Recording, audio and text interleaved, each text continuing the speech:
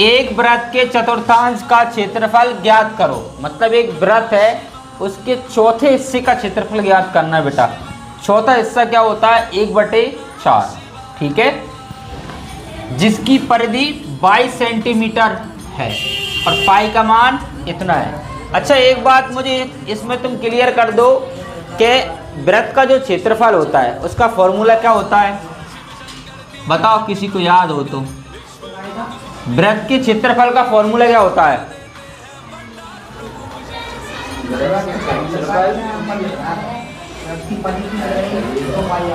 यही तो दिक्कत है, अब यार ही लिखवाया था, बोल रहा था पाई आर स्क्वायर।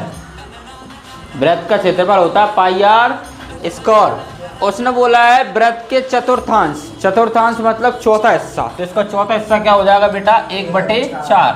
मतलब फाइनल फॉर्मूला आपको ये लगाना है।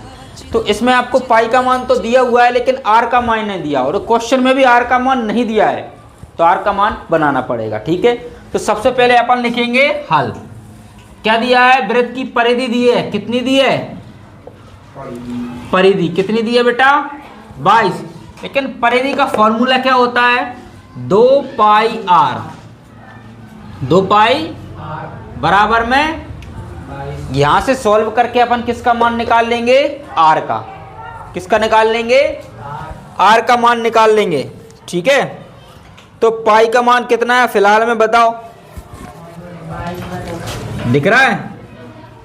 दिख तो रहा ही है। ठीक है, ये इसके बटे में, तो काय में चला जाएगा जी? गुणा में। और ये दोनों काय में, गुणा में, बराबर किधर काय में जाएंगे? बटे में। सॉरी, कितना है? 22 ही है।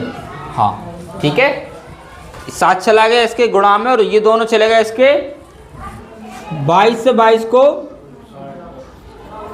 कितना आ गया आर का मान बेटा? 7 बटे।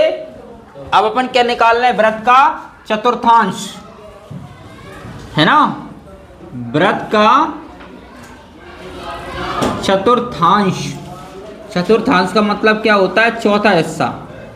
कंफ्यूज नहीं होना, पाई आर स्क्वायर होता है वृत्त का फॉर्मूला।